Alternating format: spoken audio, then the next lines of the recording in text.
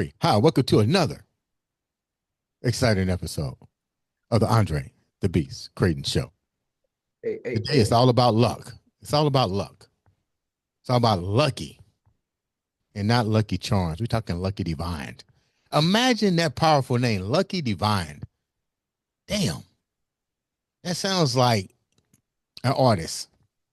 It sounds like perfection. It sounds like entertainment. Well, today we're going to understand how that name came about, but we're also going to know about heritage. And we're also going to know exactly what an artist is according to Lucky. Without further ado, I'd like to welcome to the Andre the Beast Crayton Show, the one, the only, Mr. Lucky Divine. What's up, big guy? And thank you so much for having me. I'm very honored to be on your platform, first of all. How are you? I'm doing great, man. Such great manners, such great presence. I mean, I can feel all that energy just oozing through the webcam right now. Hey, we in this thing. Let's get it. Okay, so let's start like this. Who is Lucky Divine? Well, to keep it short, Lucky is an extension of myself as well as my metaphysical blueprint. I feel like that's what I'll leave once I'm gone, or at least a part of my story. And it's really just a shield, but also my inner self. It's playful, it's free, it's open-minded, and it's ever evolving and changing, just like most of us, I think. Yeah.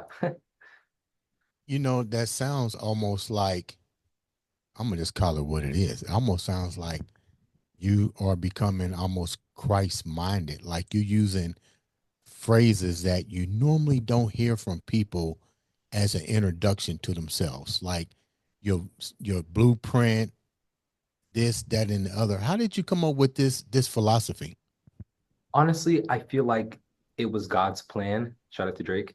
But God's plan coupled with my upbringing culturally, my mom is from the Caribbean and Black parents don't play religion. I feel like spirituality was something that was introduced to me at a very young and tender age.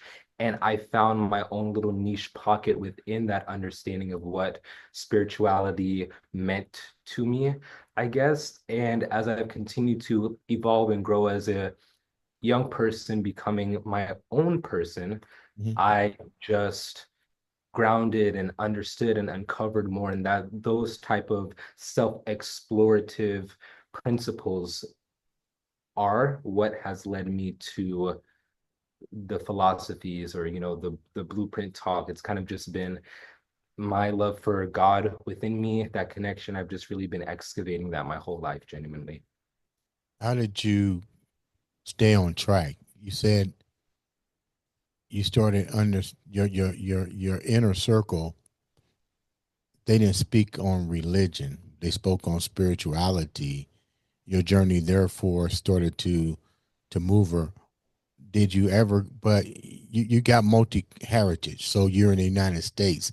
Were you influenced with Western beliefs, and how did you separate the Western beliefs versus your spirituality universal beliefs that you still hold strongly to today? Was there ever conflict?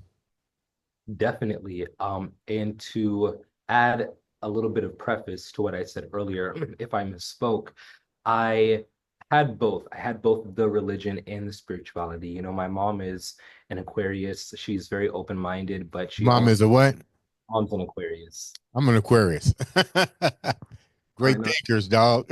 mom is the most profound spirit I've ever come across, even though we sometimes bump heads and have differing opinions or approaches. I really do respect her ideology and just who she is because she has really manicured and created this space for me to become myself within what I find is still a very structured rubric. Like she gave me the guardrails, so I would say my prayers and stuff before eating meals, before I go to sleep, like now I wake and see the light. God has kept me through the night.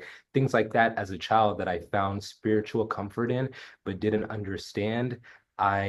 Those seeds have bore fruit, you know, or like really started to bloom in me and just have continued to, and I know they will continue to continuously bloom new things within me.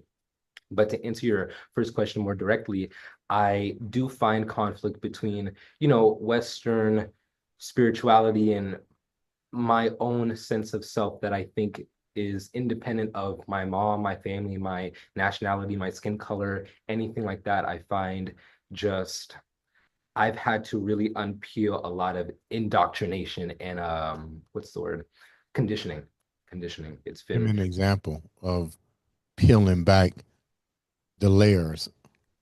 well, you know, I think that Christ consciousness exists with all of us. I feel like we are all one body. I feel like God is the mass ocean consciousness of water, and we are all just droplets of Himself in individual bodies that represent that. So I'm not here to say that I'm the first person to ever crack that code or conclude that deduction. But what I am saying is that that's something I've uncovered internally through perception and just studying myself and the world and having a thirst for knowledge that has led me to a lot of profound insight that I find clarity, synchronicity, and confirmation of on through God. You know, I feel like God reflects things to me like, hey, you're on the right track. That makes sense. Keep going, stuff like that. So You know, you're young. How does the new generation feel about your awakening?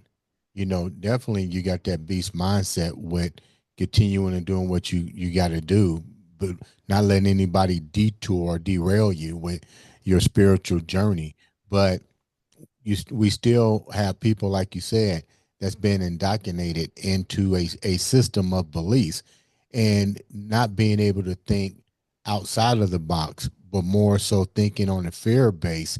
How are you being perceived with the way in which you are developing? I think it really just comes from my sense of self, which really comes from God. I feel like I know God is real because of all the different tests, hills, triumphs, and tribulations I've endured in my life. It's really allowed me to have to almost like a come to Jesus, come to Jordan, come to Lucky sense of self moment of like, whoa, okay, God is real. I know this because of X, Y, and Z. And those experiences are what, at least for myself, that I can attest to, are what has really developed my foundation and my sounding board when I make spiritual decisions or decisions that are involved with my spirit. You know, it all goes back to God, how I feel, you know, the source, the alignment, how it sits in my gut, my spirit, my ancestors, you feel me? We be locked in. So that's it. Lucky, get real. What kind of serious stuff have you gone through? You're young. What kind of stuff have you gone through? Please share with the viewers. Oh my gosh. Well, I mean, I gotta save some for the book, save some for the film. You feel me? We gotta keep some stuff low key. Nah, but I mean, I've been privileged to go to France and do, you know, man, I don't even know where to start because it's not all about the glitz and glams. You know, I've seen the ugliest parts of life, and I've been blessed to see the most ethereal, ritzy, exclusive experiences that can be overwhelming to even try to delve into. So, you know, on top of having a taste and being privy to God expanding my heart and allowing me to get really close to a lot of my dreams or like touch the hems of experiences that I've prayed for, wished, and in the process of manifesting and things that I have manifested. Excuse me, I'm getting a little touched up, I guess, if you can't tell. Or, you Hey, know, go right ahead. I'm enjoying it. Yeah. um, yeah, you know, the peaks have made me appreciate the valleys, and the valleys have made me appreciate the peaks. And whether it's been, you know, seeing the ugly in people, the ugly in the world, the ugly in myself, the ugly in whatever it is, it's all made me a more well-rounded person. And that well-roundedness, I think, is what is preparing me for my future, for the things I asked for the, you know, little sneak peeks that blew my mind, or for the things that made me say this isn't right. You know, I've I feel like it's all just been a training day. You know, shout out to Denzel, my Capricorn brethren. But you know, it's all just been like training preparation day for what's on the rise. What have you asked for? The world. I mean, I feel like I was just tweeting the other day how I remember as a child, I used to have foresight or like astral project to the pyramids of Giza. Like when I used to be a kid, I would just daydream about Egypt and it just felt very natural. It felt like, ugh, like I saw pictures. It felt like I need to go there, or like it just felt very, I had an affinity for Egypt as a at a very young age. And I remember the affinity developing and me being like, wow, like I want to go there. I would just daydream about it all the time. It would captivate me. And I think even though I wasn't at 7 years old writing prayers to God, like, God, please allow me to go to Egypt, I feel Right. like I was manifesting that passion, that affinity, that spiritual touch that I was longing for but couldn't really comprehend.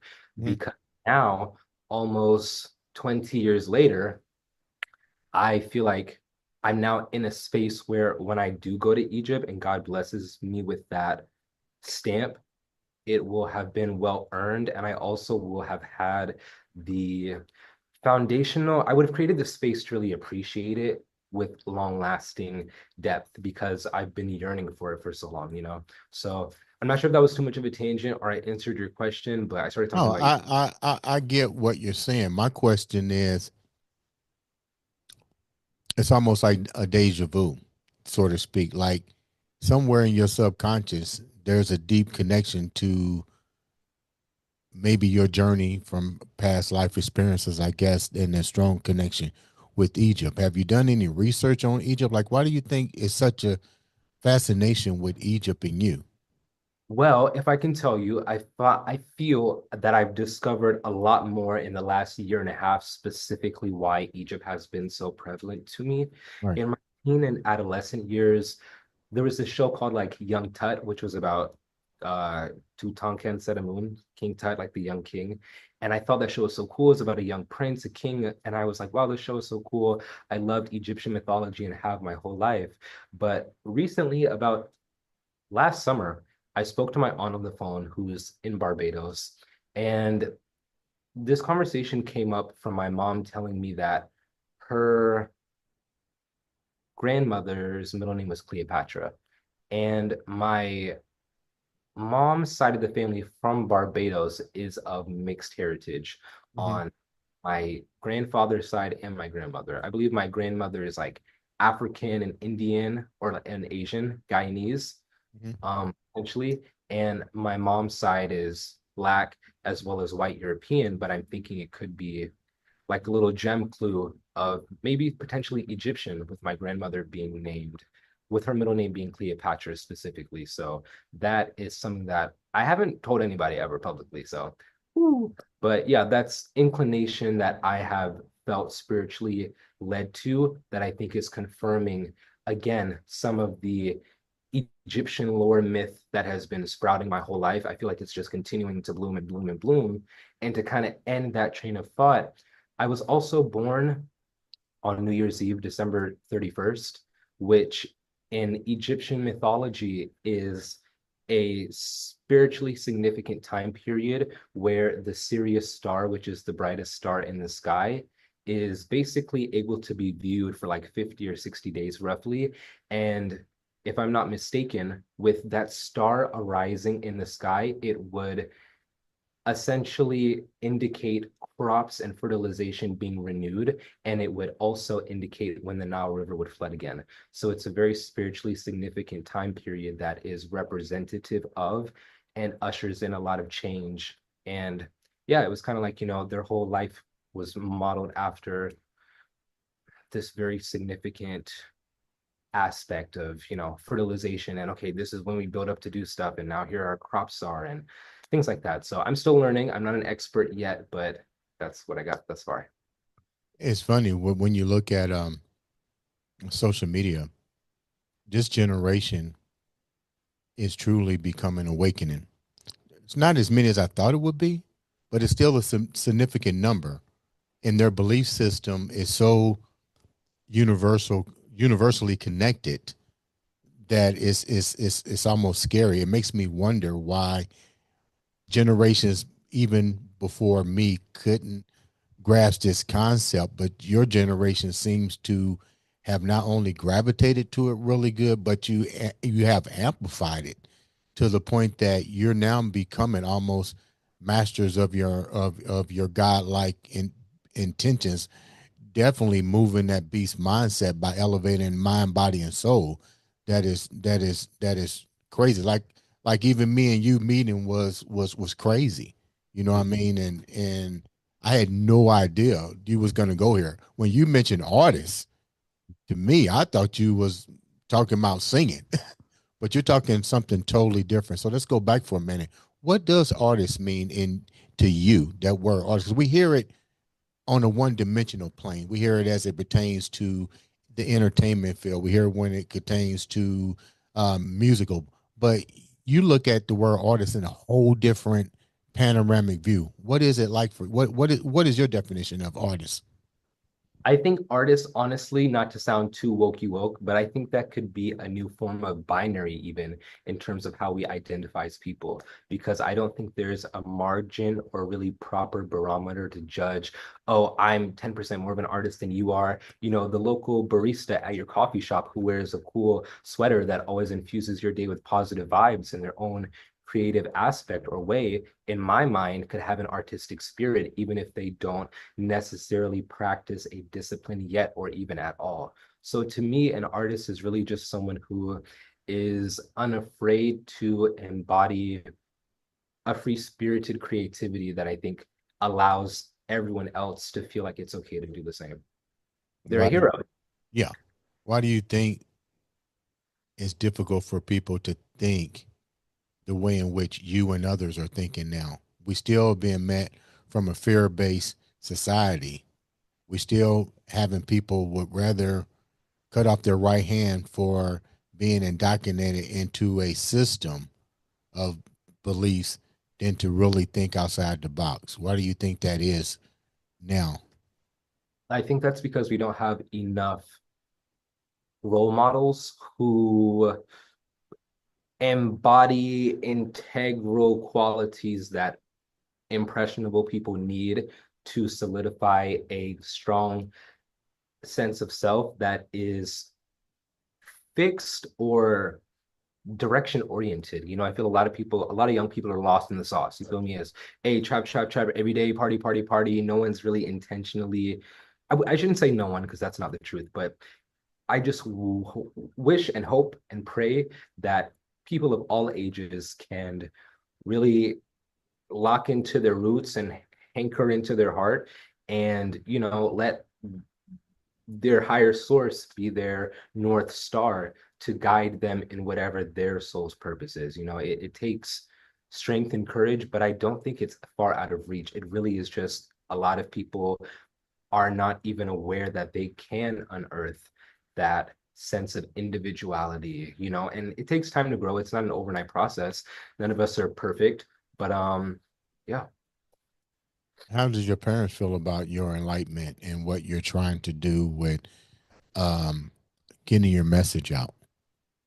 My parents very much support me. They love me deeply and they want the best for me. How do you plan to get the message out? I know you're not going on this crusade alone. And a lot of times you're going to be met with a lot of resistance, even from your own age bracket, your own peer group.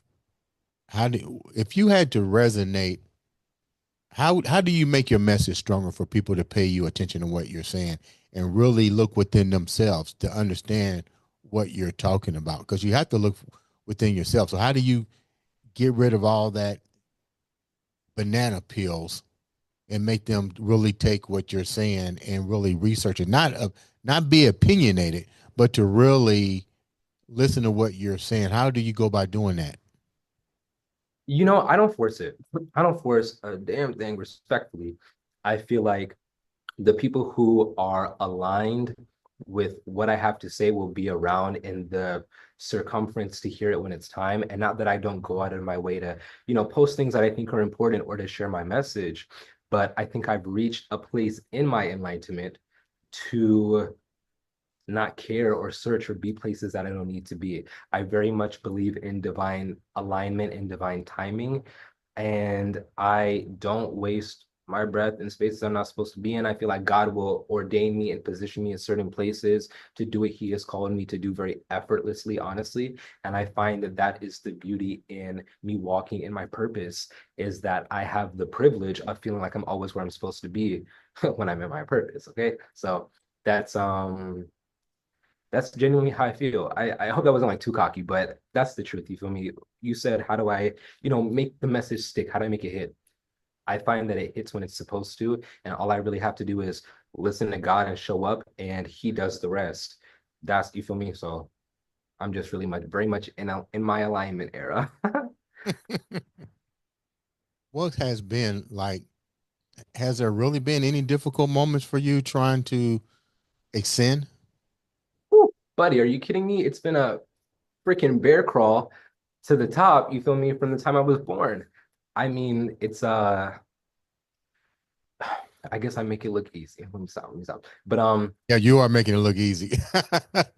Um, no, that's God, honestly. So let's just, you feel me? Shout out to the Most High, because He blesses and anoints my spirit with this jovial energy that, I'm grateful to embody. And the optimism, it really dissipates any fear or obstacles, because I truly do believe in a higher power, in God, and I'm happy. I'm in love with myself. I love my life. I'm very happy. I'm very peaceful. So like, I really don't have too much to weigh me down or make me like anything other than grateful and happy and as bright as I can be, because I want to make the world a better place. Each one teach one, start with the man in the mirror, that whole thing. But yeah, I feel like I'm rambling. I'm sorry. how do you how do you teach an individual to think outside of the box? You have to first, I think, introduce them to God if they don't know God, and then show them how to relinquish more of themselves to God for God to relinquish more of themselves into that vessel. I think it's a very symbiotic, flowy relationship. So I'd be like, hey, maybe you need to, in order to expand, we got to try some new things. So maybe, have you tried meditating? Spent have you done a vibrational meditation for 2 hours, a sound bath? Maybe try to, let some energy go, your chi. I'm very much into like energy and vibration. So I do believe that things are spiritually, I'm very much into the metaphysical. I think that. It's funny, and I'm gonna ask you the same question.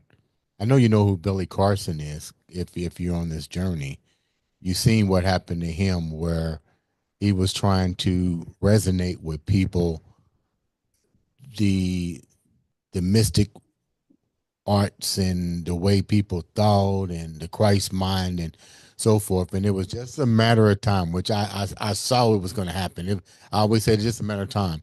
He was met with Western civilization beliefs. Mhm. And I felt bad for him because he walked off of a debate, and it wasn't supposed to be a debate. It should have been two individuals sharing knowledge, no matter what aspect that it came from, But I saw Western beliefs basically. I wouldn't say it trumped him, but it was like, how can I put it where it makes sense? It never should have happened. It should have been a situation where both individuals could have been able to explain a journey of enlightenment from all spectrums and stuff. So my question here,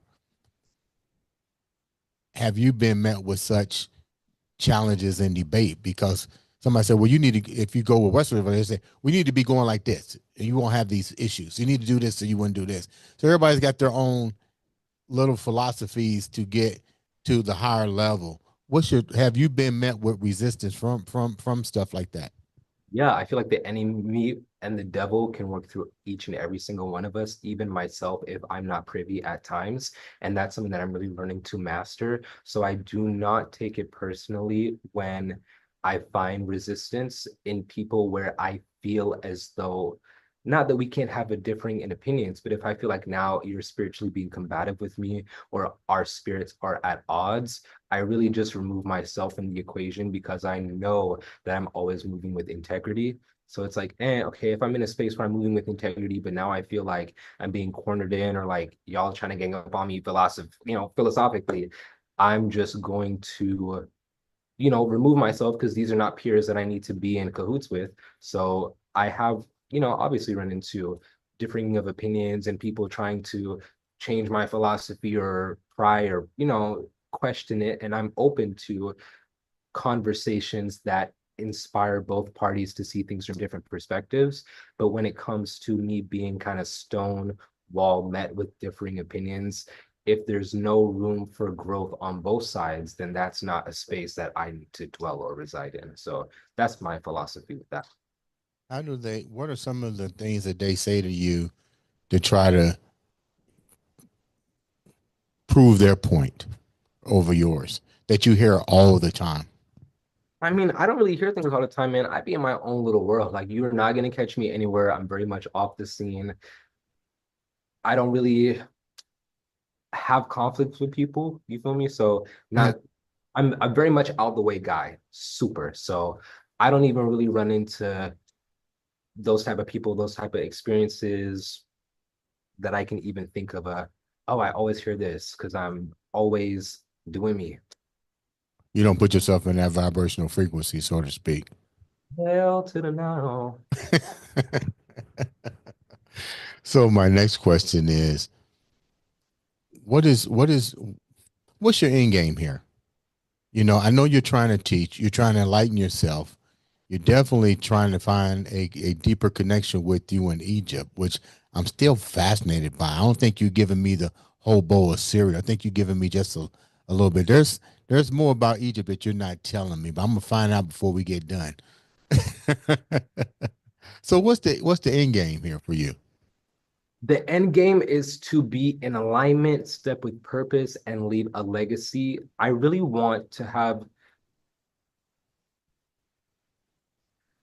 want to ensure that whatever I do here in my days on this earth will benefit people for the rest of time. And I know that can sound like a tall order, but I believe in myself and know that God has already exceeded my expectations. So I know that what I'm asking for isn't too far out of his realm of capability. What do you mean when you say he's already exceeded?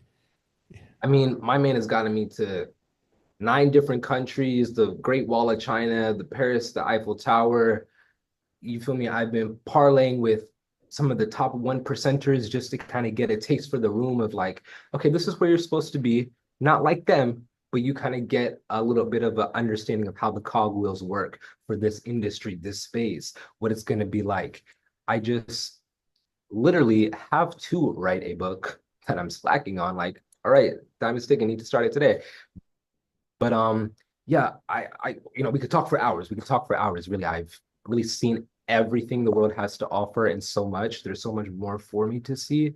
But I just know that God is very real. This world is very grandiose and marvelous and huge. And there's so much that I think is wrong with it in terms of how a lot of people don't have access to the beauty of the world, such as fresh, clean water, clean air, peace, quiet, clean food. You feel me? Like it's just so many things that I think when you have been privileged and blessed enough to see these little pocket moments of sunshine, Yeah. it really makes a person, at least like me, want to fight more for, everyone on earth to be able to have access to a higher vibration, simply.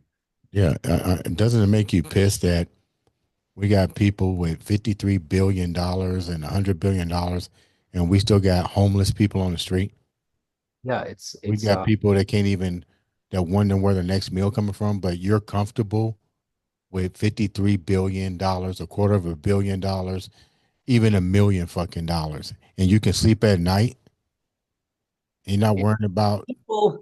the other people that don't have shit. Can you imagine if you gave everybody a fucking dollar, the difference it'd make? It's the evilness for me, man. the evilness for me. But, I do believe that all of that can and will be combated with vibrations. I feel like we are more interconnected than we know, spiritually, metaphysically, telepathically, psychically, all the things. And I really believe that it just takes one person to change the world. And if I'm blessed enough to be that one guy, then God bless my soul. But that's my mission, my, passion. I'm like, man, we got to change this. That's not right. So It's that's funny, Divine, that you said that because we just had a guest on the show that's about your age, and he invented. Um, it's almost like a think cap. He's like 25 years old. His name is Ethan Rice. He's taken the social media by storm. He was just on the show, and he developed something that you can go into your own dreams while you're awaken, almost like manifesting, but going into a deeper realm. And he shared the same kind of concept that you did, that we're all connected, vibrational to some degree. We're just not on the same frequency. We don't know how to tune in on the right channels to get there. Um, I see your point. I see what you're trying to do. You visited so many places that you mentioned. Which places really stood out to you, and why? This is going to sound controversial, but I believe in past lives, and I believe that there's a thing called dharma and karma. So I believe that depending on where your karmic and or dharmic currency sits would determine your likelihood to have to maybe come back to earth to learn a little more, whether it's a willing decision, like, I really want to come back and help earth again. I think I've got the idea of how we can make this work. I think something like that is possible, as well as I believe things like, I missed a lesson here, missed a lesson there. I think Earth is a school, and I could come back to learn even more from these beautiful spirits on this planet who cohabitate this space with me. And that's the beauty of life. And again, everything has duality. So I preface the reincarnation point I'm about to make with that. I believe that I have lived many past lives before, and that God has taken me to the territory of each of where my past lives have dwelled so that I can reacquire the physical chi and have like almost like an out of body type of like, deja vu, I feel like I've been here before type of vibe. Mhm. So I say all that to say China was very much an eye-opening experience that I did not have enough time to really absorb. I was there for about 8 days, I want to say, and I got to go to the Great Wall of China. It was amazing. The culture, rich, you feel me, very much its own culture. Love that about it because growing up in America primarily, Eastern culture was something that I had never experienced firsthand. So Asia was definitely probably one of the most profound aesthetically places I had ever been, just because, the minds were different. It's a whole different part of the world. So I had a lot of respect for that. Mm, I loved France. I don't know if it's the artist in me, but Paris was so beautiful. I really enjoyed French culture and the air and the architecture. And I love Barbados because that's where I spend the most time with my family. So those are three places that off the dome really have stood out the most to me, but also Mexico, because I feel like I've also had like past life being a Native American Mhm. with my dad, who I believe has Native American ancestry, and or in my own spiritual soul self having, some type of like past life ordeal in South America with like Mayan, Aztec, that type of time frame. It's funny you talked about reincarnation and past life experiences. I was fortunate to be blessed to have Virginia Drake on, who came to the studio. She spent the whole week with me, and it was truly an eye-opening experience. This lady spoke exactly like you spoke, but on the social media forefront, we hear about the Reincarnation Act. We hear about the prison school here on Earth, the souls being trapped, and so forth. I'm pretty sure you researched that, but you mentioned that you felt you came here many times. Why not just go home the next time and say I want to go home? I feel like that's where I'm at this point in my life. I'm like, damn, like this is a lot. Like it really, the human experience can be very overstimulating if you are not spiritually equipped to cleanse and move forward, because a lot of things in this earth are meant to like latch onto your soul, weigh you down, suck your energy out, and you're the battery for 18 different enterprises that you didn't even subconsciously know you had just signed your life away for a 2-year deal, an 8-month stint. You feel me? Is that So called the soul contract? yeah, you feel me? Yeah. Some people are getting what's the word? Weaseled out of their soul, you feel me? Like, and they don't even really know it. It's very much giving. There's a lot going on this planet that I think a lot of people are not privy to, especially spiritually, behind the veil. You feel me? Um, I call that the Wizard of Oz. Shout out to Wicked. Yeah. Uh-huh. Yeah, like okay, everybody in the Matrix, everybody wants to see like who the wizard is, like who's pulling the strings. A lot of people. It could be a what you call it, a principality or principalities that are embodying human vessels, which are pulling the strings on the masses collectively and then individually. This is crazy. You learned all this at how old? Well, if I can flip your cap one more time, Flip I it. I believe that I am never said this before live, but clairvoyant, and I have a lot of spiritual gifts. So on top of me having past life knowledge, I genuinely believe that I'm God's most ordained angel, like an earth angel, like how it's like earth angels. I believe that I'm God's most roaring earth angel, and that's what he's positioning me to be. So with that comes a lot of spiritual insight, and I just know that I'm like the most knowledgeable cat walking. You feel me? Obviously, I don't know everything, but when you ask me questions like, "Oh, how do you know this?" It's just intuitive things that I either have researched or just intuitively I just know things spiritually. So it's kind of a mix of spiritual and logical knowledge. How many deja vu encounters have you had that you can remember? Bruh. That I can remember, Or let I me could. rephrase it.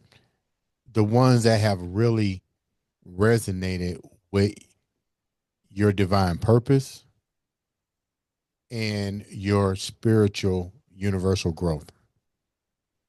The first one and only one that I think I should mention and is worth mentioning would be I remember when my mom and I we had a house somewhere here in Indianapolis, like in on the west side. And I could have been about 6 at that time. It was a little after New Year's Eve. The High School Musical 2 movie had just come out. We moved into this house. My birthday happened New Year's Eve. So this could have been maybe a little bit after I turned 7 years old. 7 is my life path number. It's also my favorite number. And I find that 7 has a lot of spiritual significance and resonance for me specifically. Mhm. So probably right after I turned 7, I remember just being a kid playing in the house and like daydreaming into a home that I had yet to have seen. And I remember like telling my mom about it loosely. And she has told me this story a few times later, but basically, I prophesied the townhome that we were getting ready to move into, down to the detail of like the corridor of the first hallway and the stairs and how it would go up to the banister. Mhm. And she told me that I told her that when I was a kid, and that was her first inclination of me having, a spiritual foresight or insight, that type of thing. So that would be an example of, I guess, a deja vu of like I've been here before. But Mhm. if I can add something onto that, Go ahead. I do remember that once we had moved into this new townhome, I remember one day being upstairs in my room, sitting on my bed, laying down, and it could have been noon, so I could have been taking a nap. And I remember I was taking this nap, and all of a sudden I was above my body in like a bird's eye POV, and my body was still laying down, but I remember like spiritually sitting up and being able to see myself from above. And then it kind of just concluded and ended very naturally or gradually. and I probably woke up from the dream or something. But this was all, kind of in the same type of timeline. So that is one of the first and most profound experiences of a deja vu type of thing. But I have deja vu kind of often at this point. I feel like I'm growing into having more, or it's a little weird. Before we wrap up, let's get deep down because you brought this up, not me. How many encounters or messages or enlightenment journeys have you been having with this Egyptian quest? Because usually, when you hear people that have the type of gifts that you have, they're often revisited. And the reason I know this is because even watching Doctor Strange, when they were talking about the multiverse, he kept saying, "Hey, I keep having this dream," and your girl said, "It's not a dream. That's just real. That's just real. You know, you die multiple times. You're dead over here. You're over here. You're over here. You're over here. But you exist over here." So, with that said, what do you really analyze deeply your connection to Egypt because you keep really talking about it? What do you think your livelihood was in Egypt? Was there untold things that you think that maybe in a past life you didn't fulfill or something that you missed out on? Well, if I can tell you, I believe I am the one in every incarnation. So out of 12, I'm the one, which means that I'm the leader.